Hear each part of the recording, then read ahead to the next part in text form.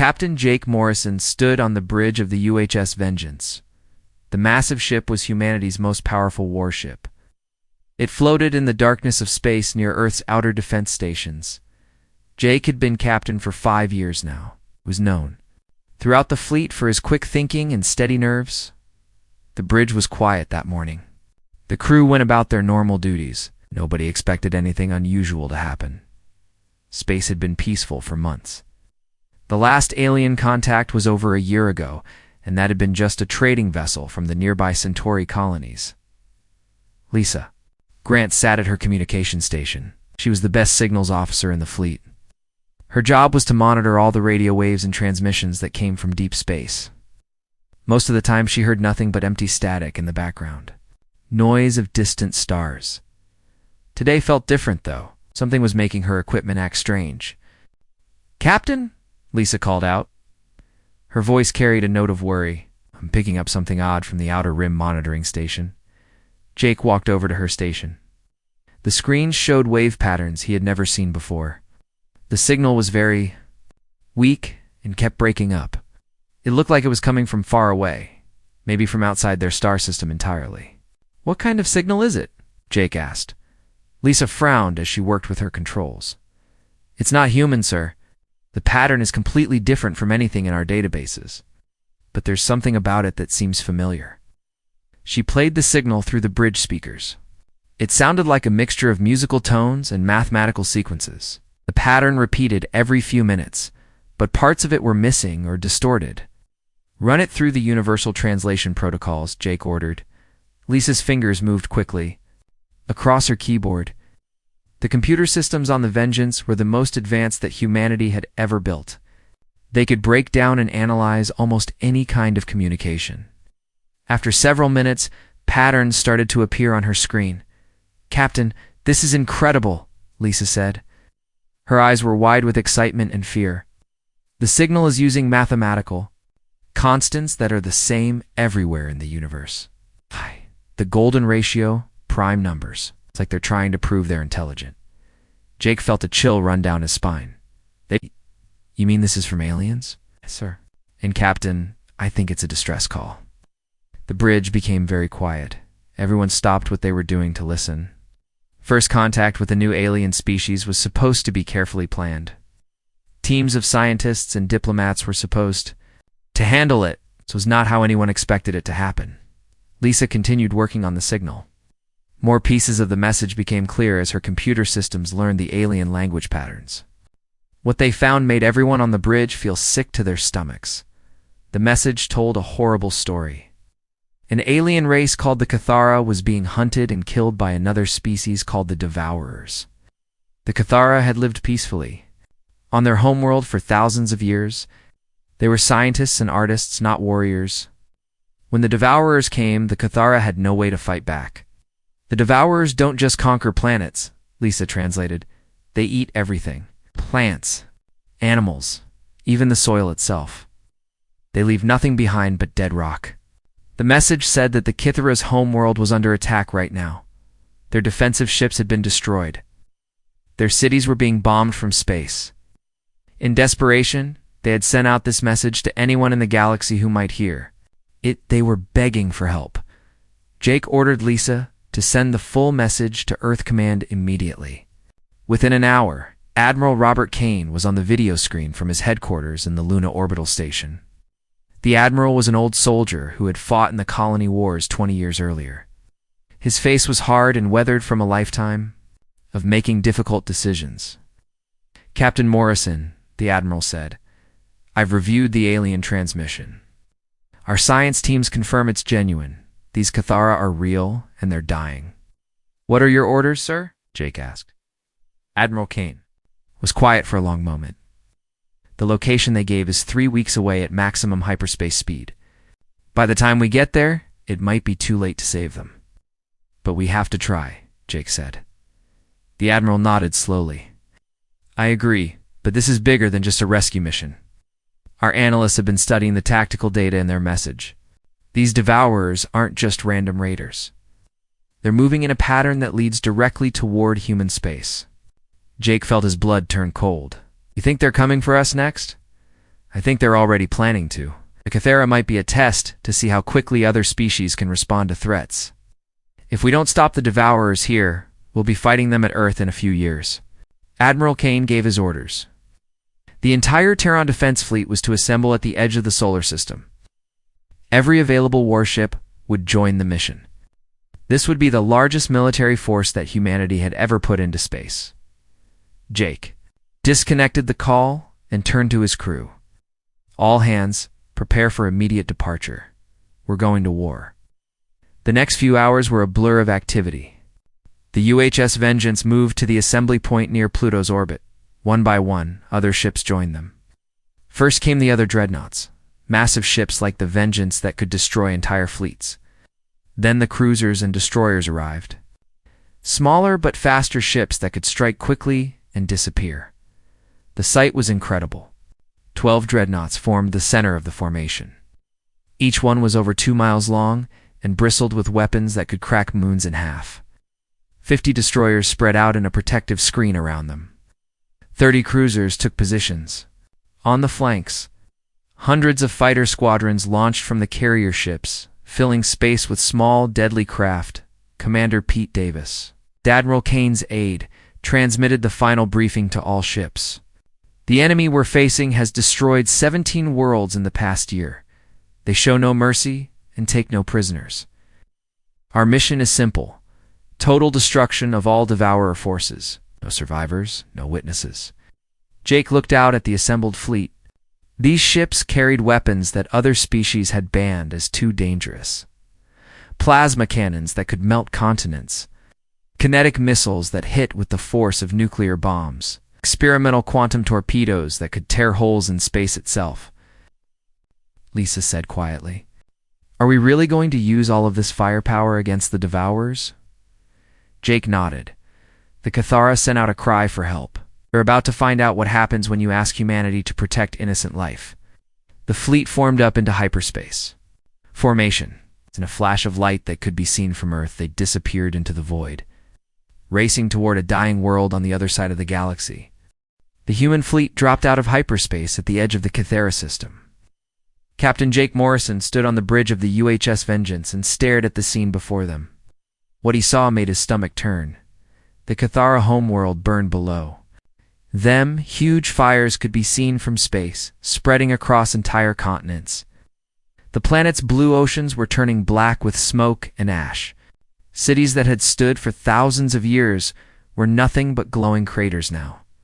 My God, whispered Navigator Amy Collins. She was young, only 25, and this was her first real combat mission. They're destroying everything. Around the dying planet, massive alien ships moved like hungry beasts. The Devourer vessels looked nothing like human ships. They seemed to be made of bone and metal twisted together. Strange organic parts pulsed along their hulls. Some of the ships were actually feeding on the planet below, sucking up atmosphere and surface material through giant tubes.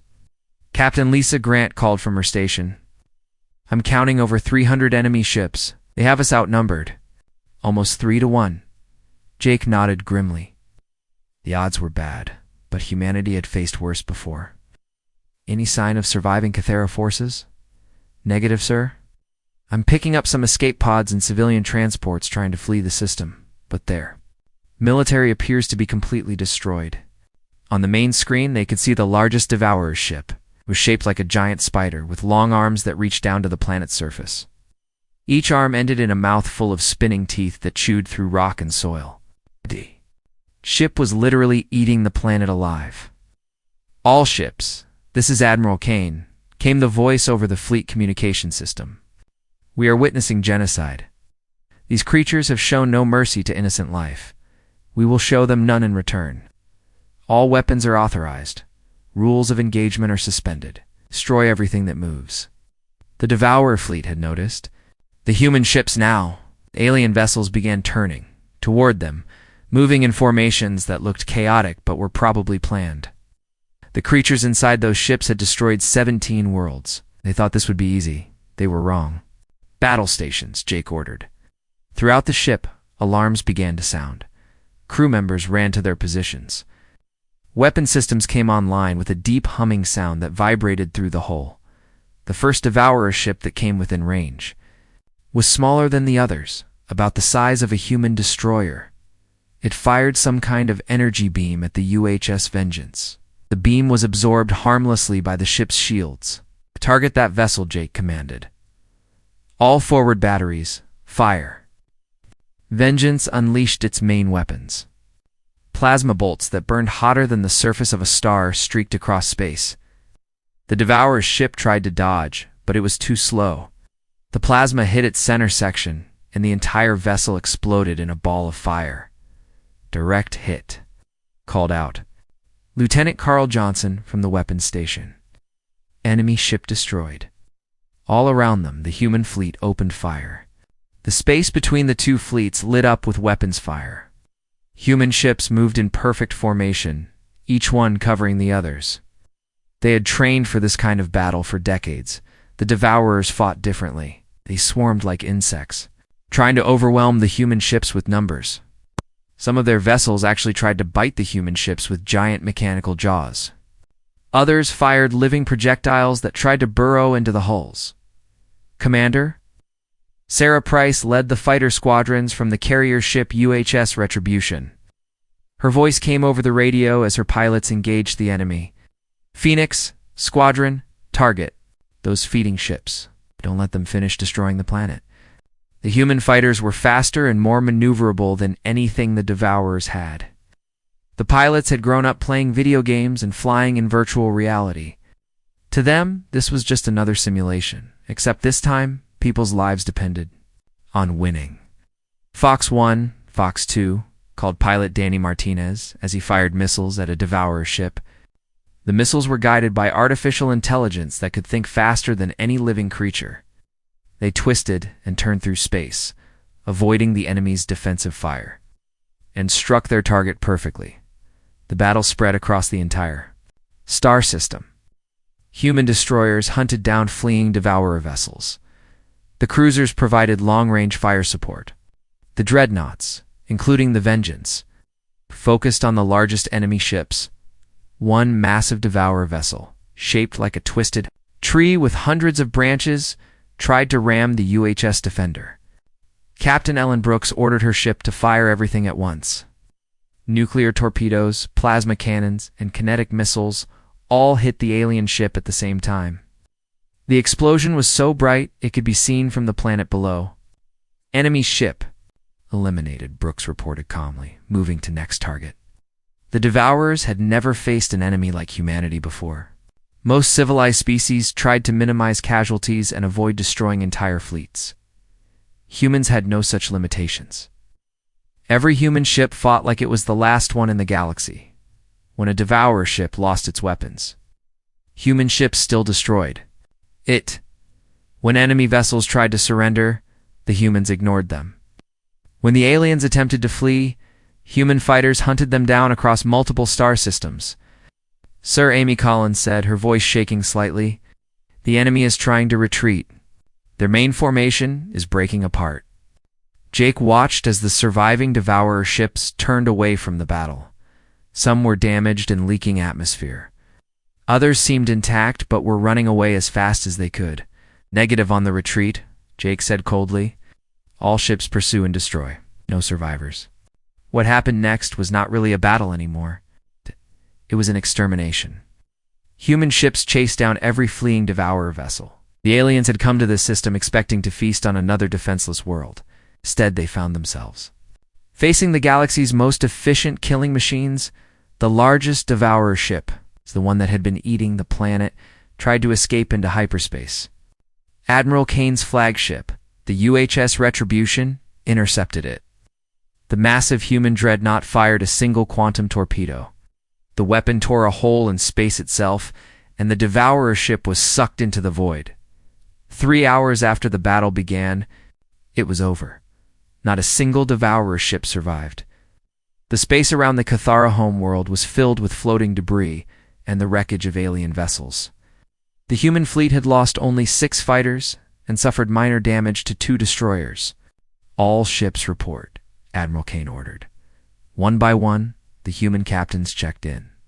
The fleet was intact and ready for more combat. The The Devourers had learned too late that humanity was not like other species they had encountered. On the surface of the Cathara homeworld, the few survivors emerged from their shelters. They looked up at the sky where human ships now patrolled. For the first time in months, the bombing had stopped. The creatures that had been destroying their world were gone. The Cathara had sent out a distress call, hoping someone might hear them. They never expected their rescuers to be so thorough, so merciless, and so effective. The humans had not just driven off their enemies, they had completely destroyed them. Jake looked out at the ruined planet below. "Signal the survivors," he told Lisa. "Let them know they're safe now." But even as he said it, Jake knew this was just the beginning. The intelligence data they had captured from the Devourer ships showed something much worse was coming. The real war was still ahead of them. Admiral Robert Kane stood in the command center of his flagship as reports came in from across the galaxy. The destruction of the Devourer fleet at the Cathara system had sent shockwaves through space. Other alien species were asking questions. Some were afraid. Others were curious about these new humans who had appeared from nowhere. Sir Commander Pete Davis said as he handed Kane a datapad. "Intelligence reports are coming in from our scout ships. The Devourers had bases in 17 different star systems. All of them are still active." Kane studied the information on the screen. Each base contained thousands of Devourer ships and millions of the creatures themselves. They had been using these bases to launch attacks on peaceful worlds for over 50 years. The attack on the Cathara was just one small part of their operations. "They're like a cancer," Kane said quietly. "Cut out one tumor, and you find 10 more?" Pete nodded. "Are your orders, sir?" Kane looked out at the human fleet. After the battle at Cathara, more ships had joined them. Earth had sent every available warship. The colonies had contributed their defense fleets. Even the mining stations in the asteroid belt had armed their cargo haulers and sent them to help. "We hunt them down," Kane said. "All of them. Every ship. Every base. Every creature. We don't stop until they're extinct." The human fleet split into smaller groups. Each group had specific targets. Captain Jake Morrison led one squadron toward a Devourer base near the edge of the galaxy. "Howdy, Major Allen." Brooks commanded another group heading to the galactic core. Commander Sarah Price took her fighters to scout systems where Devourer ships had been spotted. Jake's target was a massive space station orbiting a dead star. Intelligence reports said it was one of their main breeding facilities. The Devourers created new soldiers there, growing them in artificial wombs before sending them out to destroy other worlds. "Contact in 30 minutes, Navigator Amy Collins reported from her station. "The base is exactly where intelligence said it would be." Through the viewports, they could see the Devourer station. It looked like a giant insect nest made of metal and bone. Thousands of smaller ships moved around it like worker bees. Some were bringing in materials they had stolen from destroyed planets. Others were carrying newly created Devourer soldiers. 2 ships waiting to deploy them. "They have no idea we're coming," Lisa Grant said from her communication station. "Their scouts never reported back from the Cathara system." Jake smiled grimly. Of course the scouts never reported back. They were dead, just like every other Devourer at that battle. The human fleet had made sure of that. "All ships, attack formation," Jake ordered. "Remember, these creatures have been murdering innocent people for decades. Show them the same mercy they showed their victims." The human ships moved forward. The Devourers finally noticed them when they were only minutes away from the station. Alarms began sounding throughout the alien base. Ships started launching from docking bays, but they were not ready for combat. The battle was not even close to fair. The human ships had prepared for this attack for weeks. Every weapon was loaded and ready. Every shield was at maximum power. The crew had studied the station's weak points, knew exactly where to hit. The Devourer ships that launched to defend the base were destroyed within minutes. Human plasma cannons tore through their holes like paper. Quantum torpedoes turned entire sections of the station into floating debris. Nuclear missiles penetrated deep into the structure before exploding. "Station shields are down," reported Lieutenant Carl Johnson. "All weapon systems are offline. They're trying to evacuate."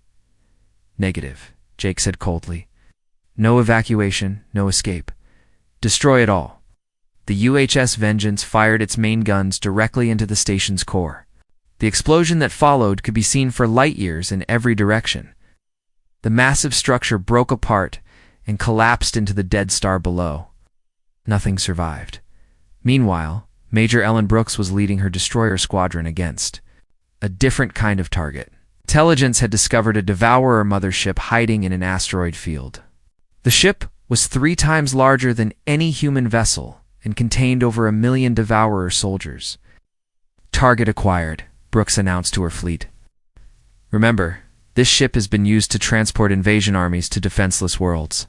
Everyone on board is guilty of genocide.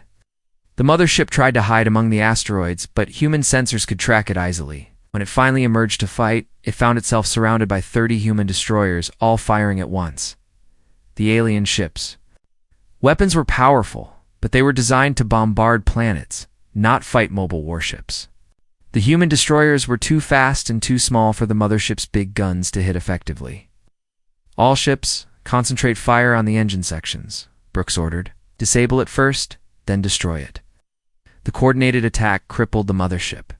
Quickly, without engines, it drifted helplessly as the human ships continued their assault. The Devourer crew tried to surrender, sending out signals in multiple languages. Brooks ignored them. No prisoners, no mercy, fire everything. The mothership exploded in sections, each blast lighting up the asteroid field. The debris would float there for centuries, a monument to what happened when the Devourers met an enemy that fought as brutally. As they did, reports came in from all over the galaxy. Human ships were winning every engagement. Commander Sarah Price's fighters had destroyed 2 Devourer fleets that were heading towards civilian colonies. Captain Ryan Bell had eliminated a base that was building new weapon systems. Lieutenant Colonel Mark Davis had captured intelligence data that revealed even more. Devourer operations. The aliens had never faced an enemy like this. Most species they attacked were peaceful. They had defensive fleets, but they fought with rules and honor. They tried to minimize casualties and protect civilians. Humans did not have such limitations. When a human ship was damaged, it rammed enemy vessels before exploding. When human pilots were shot down, they continued fighting with personal weapons until they were killed. When human ground troops boarded Devourer ships, they planted nuclear charges and destroyed entire sections rather than fight. Room by room, the systematic destruction of the Devourer forces sent a message across the galaxy. Other alien species watched in amazement as the humans eliminated threat after threat with ruthless efficiency. Some species were grateful. Others were terrified of what these new warriors might do next. Ambassador Zethkar of the Kythara came aboard Admiral Kane's flagship to thank the humans personally.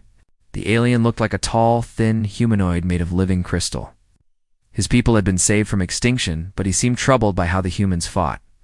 Your species is unlike anything we have encountered, Zethkar said carefully. Devourers conquered 17 worlds because no one could stop them.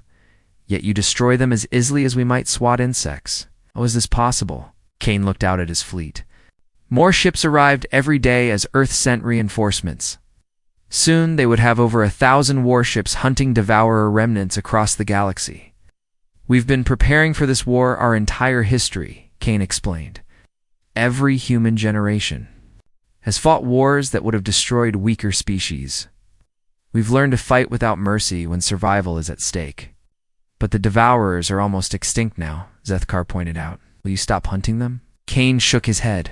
Not until the last one is dead. They made the mistake of threatening innocent life. Now they pay the price. The ambassador looked uncomfortable. And after the Devourers are gone, what will you do with all these weapons? Kane smiled. But there was no warmth in it. Our intelligence teams have been studying the data we captured from their ships. The Devourers weren't working alone. They were scouts for something much worse. Something called the Harvest is coming, and they're going to find out what happens when they threaten our galaxy. In the depths of space, human ships continued their hunt. Every Devourer base was found and destroyed. Every ship was tracked down and eliminated. The creatures that had terrorized the galaxy for decades were learning what it meant to be hunted by an apex predator species, the galaxy would never be the same. 6 months after the last Devourer ship was destroyed, Captain Jake Morrison stood in the Great Council Chamber on the neutral world of Concordia. The massive building could hold representatives from over 100 different alien species. Today, delegates from across the galaxy had come to discuss one topic: what to do about the humans. The chamber buzzed with nervous conversation in dozens of languages. Some aliens looked grateful as they spoke about Jake and his people. Others seemed worried or even afraid. The humans had saved many worlds, but they had also shown that they could destroy entire fleets without breaking a sweat. Counselor Varix of the Altarian Confederacy called for order. He was a tall, blue-skinned alien who had been leading galactic politics for over 50 years. His voice carried authority that made the chamber fall silent. "We are here to address the human question," Varix announced. "This new species has proven capable of military actions that we could not accomplish. They have eliminated threats that terrorized us for decades. But we must ask ourselves, what assurance do we have that they will not become the very threat they destroyed?" Jake felt the eyes of hundreds of alien delegates upon him. He wore his dress uniform, the same one he had worn when receiving medals for the Cathara rescue. But this was not a ceremony. This was a trial where humanity itself was being judged. "The human fleet destroyed the Devourers completely," continued Counselor Varix. "No species in galactic history has ever achieved such total victory so quickly. This raises concerns about human intentions and capabilities." Delegate Thras of the Cerulean Empire stood up. His people had been attacked by Devourers just 2 months before the humans arrived. "The humans saved our colonies when no one else could. Our children are alive because of their actions. How can we question the motives of our saviors?" But not everyone agreed. Kazakelix from the Rigel Cooperative shook his head. "The humans fight without mercy. They show no interest in prisoners or negotiations. What happens when they decide we are the enemy?" Jake listened to the debate for over an hour. Some species praised humanity's actions. Others worried about the future. Few even suggested that the galaxy might have been safer with the Devourers than with these new human warriors. Finally, Counselor Varix asked Jake to speak. The chamber fell completely silent as the human captain walked to the center podium. He looked around at all the different alien faces staring at him. "We didn't ask to be your guardians," Jake said simply. 6 months ago, we were just another species minding our own business in our corner of the galaxy. Then we heard a cry for help from people who were being murdered by monsters." He paused, letting his words sink in. "We could have ignored that call. We could have decided it wasn't our problem.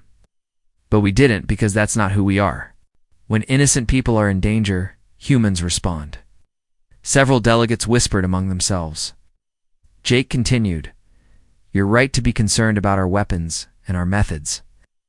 We are good at war because we've had to be. Our history is full of conflicts that taught us hard lessons about survival. But those same lessons taught us to protect those who cannot protect themselves." Ambassador Zethkar of the Kithara stood up from his section. "The humans saved my people from extinction. They asked for nothing in return. They have continued hunting down remaining Devourer cells without payment or reward. This is not the behavior of conquerors, but what about the future?" demanded Delegate Corin from the Vegan Alliance. "Your ships grow more powerful every day. Your fleets expand constantly. When will you have enough weapons?" Jake's expression became serious. "That depends on whether you want to hear the truth or comfortable lies." The chamber became very quiet. Jake pulled out a datapad and activated the holographic display above the podium. Images appeared showing deep space sensor readings and intelligence reports. "Our teams have been studying the data we captured from Devourer ships," Jake explained. "The Devourers weren't random raiders. They were advanced scouts for something much worse, something called the Harvest." The holographic display showed star charts with movement patterns marked in red. The patterns formed a spiral that led from the galactic core toward the outer rim where most civilizations lived. "The Harvest operates on a 1,000-year cycle," Jake continued. "They send out biological weapons like the Devourers to weaken the galaxy's defenses. Then they return to claim whatever is left. According to their records, the main harvest fleet is already on its way here. The chamber erupted in shocked voices. Some delegates called for more information. Others demanded to know why the humans had kept this secret. Few species representatives looked like they were about to faint. "How long do we have?" Councillor Varix asked when order was restored. 18 months, Jake replied. Maybe less if they decide to accelerate their schedule. The silence that followed was deafening. Every delegate understood what this meant. The Devourers had been bad enough, but they were just the scouts. The real invasion was coming, and it would be 1,000 times worse. "What do you propose?" A scared Ambassador Thross. Jake looked around the chamber. "We propose that you stop arguing about whether to trust us and start helping us prepare. The harvest has been doing this for millions of years. They've destroyed countless civilizations. If we're going to stop them, we need every ship, every weapon, and every warrior in the galaxy working together." Over the following weeks, the political situation changed completely. Species that had been suspicious of humanity now begged to join their alliance. The Galactic Council voted unanimously to establish the United Defense Force with Admiral Kane as Supreme Commander. General Lisa Martinez, newly promoted to lead the Galactic Defense Initiative, set up headquarters on the military station orbiting Earth. Ships from dozens of species began arriving to join the human fleet. Alien engineers shared their technology while human scientists developed new weapons. The shipyards around Earth worked day and night building new vessels. The Cathara contributed their advanced shield technology. The Altarians provided better engines. The Centaurians shared their knowledge of quantum physics. Working together, they created ships that were more powerful than anything the galaxy had ever seen. But the humans remained the backbone of the defense force. Their ships were the fastest and most heavily armed. Their crews were the most experienced. In combat, their commanders had proven they could win against impossible odds. Captain Jake Morrison was promoted to Commodore and given command of the forward scout fleet. His job was to find the harvest ships before they reached populated systems. It was dangerous work, but Jake volunteered without hesitation. "Why do you do this?"